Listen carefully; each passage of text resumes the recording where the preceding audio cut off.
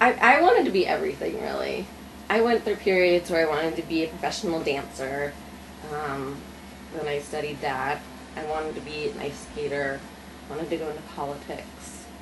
I went through a very brief phase when I was like 7 where I wanted to be a stripper because I saw the movie Gypsy.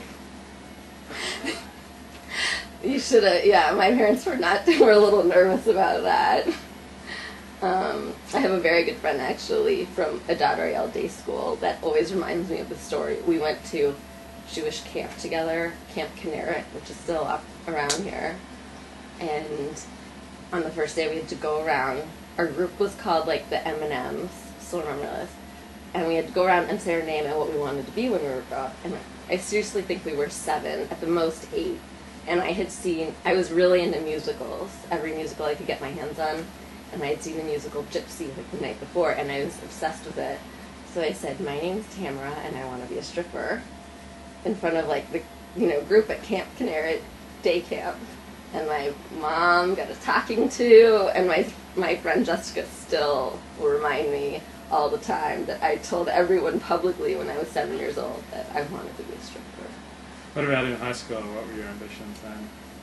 Still dancing? I was interested in writing. I started writing my first bad screenplay in high school. Yeah. So by then I really felt like I wanted to go into writing, and I was dancing a lot, so I wanted to see what I could do with that. I knew I wanted to go to college, and it's hard to have a dance career and go to college. But how good of a dancer were you? I danced professionally after school. Oh. For a few years with a company in LA. Really? Which company? Los Angeles Choreographers and Dancers, and Louise Reichland Dancers, and I guest artists for a few other companies, like contemporary ballet, modern dance.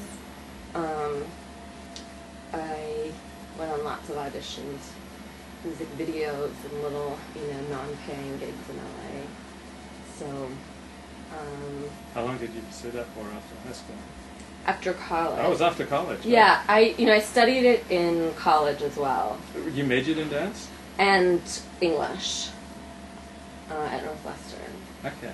So I took a ton of dance classes there, and then afterwards, I sort of just wanted to see if I could, I wasn't really going to be, I didn't think I was really competitive because the great dancers didn't go on to college, because I was a little bit older when I started auditioning, but I'd always done it my whole life. I wanted to see, if I pushed myself, if I had a few years in me.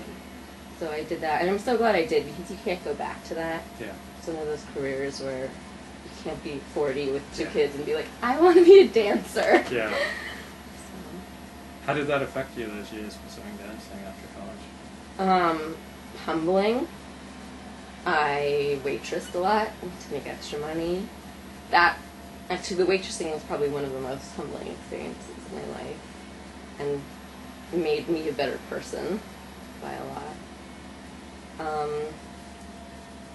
It's just so much hard work, and you have to build up a belief in yourself that's sort of unshakable, because you get so much rejection.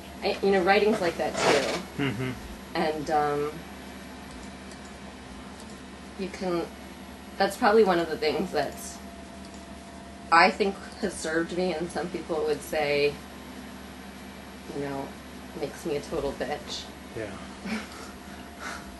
There you are. Oh, that's a terrible angle.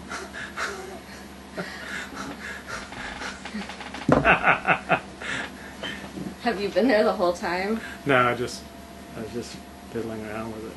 How are we now? Okay, there we are. But this is the main thing, so Okay. only a few people will see it I've on the seen cam. that. Okay. 99% of people who watch this will watch it on the video. Thank God.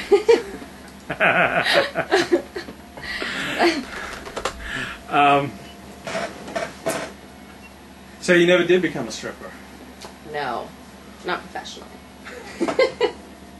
No, I didn't.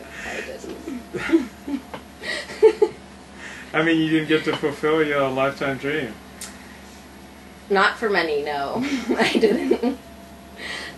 But I developed other dreams. Is that the fault of Adad Ariel? Did they guilt trip you that this is not the path? I got in a lot of trouble at Adad Ariel. Really? I was a little bit of a troublemaker. Did you organize like a unsupervised trip to... That was in high school. That was in high school. I got suspended for planning a field trip for the Junior Statesmen of America, future political leaders, to go to a conference to visit with other future leaders nationally. And the administration didn't approve the field trip. And I told everyone they did. And I arranged for parent drivers, and I just kept the permission slips. This is so bad. I kept the permission slips in my backpack with me the whole trip. I had all the kids sign them. Everyone had to have one. I was collecting them the morning of. I just never turned them in to anyone because the field trip wasn't approved. And I really thought I got away with it. The trip went on without a hitch. We talked to other future political leaders. There was a dance. We had a great time. And then we came home, and I almost forgot about. I didn't think I did anything wrong. I didn't have this guilty conscience. I just forgot that anything was a problem with it. And then a few days later, I got called into the principal's office, and they were like, "We heard you went on that field trip we didn't approve." And I just bawled and cried and cried. Yeah. My parents were so upset. How long did you get suspended for? 1 day. Oh. Yeah. Well, I was one of the good kids, and I'd already gotten into a good college, and they didn't want... I guess the school didn't want to affect their stats, and my parents were freaking out that it was going to affect my standing in college, so they gave me an in-house suspension. So it didn't it went on my record, but they didn't have to notify colleges because they, I was one of the good students. They didn't want to really get me in trouble. What did you get in trouble for with Adad Ariel? Oh, God. Sending porn to another student in 5th grade. How would they even know? The parent complained, the parent found it? God.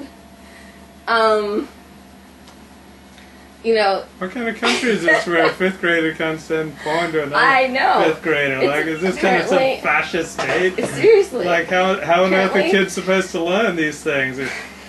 Kids share with kids? Children helping children? Can you believe it's a federal offense? Ebony and to porn Ivory. with other kids. Yeah, me and this other girl. She was had a reputation for being a troublemaker, and I was one of the star kids there. Did really well at everything, and so everyone blamed her and said it was her influence, and she still probably hates me for it because I let her take the fall. But we found porn at her in her dad's bathroom, or I don't even remember how, but we sent it to this boy that we had a crush on. You emailed it or you snapped it? There was no email. We were 10. Oh, okay.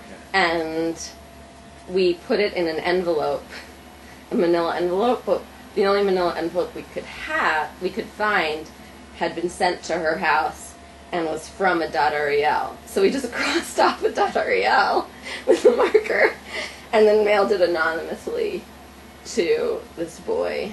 And how did they find out? Well, his mom found... was who is sending my son porn? How did she know? She opens her son's mail? So the kid must have told. Who knows? But she called the school and said there's an envelope where, your school's name is on this envelope. Someone clearly did this. And they must have called in the kids one by one. And the troublemaker girl, I guess, told them it was me. And of course I went in and they were like, "She corrupted you. She was the Riedlinger, right?" And I was like, "Yes. Yes, she was." That's hilarious. Yeah. The funny thing is, the vice president at the time was the one... She was a weird, twisted woman. It was really weird the way they handled it. And my mom came in, and of course I'm 10 and just want to die. My mom's and the vice president shows the pictures to my mom, Yeah, I'm glad this is so funny for you. It's like one of the most traumatic memories I have.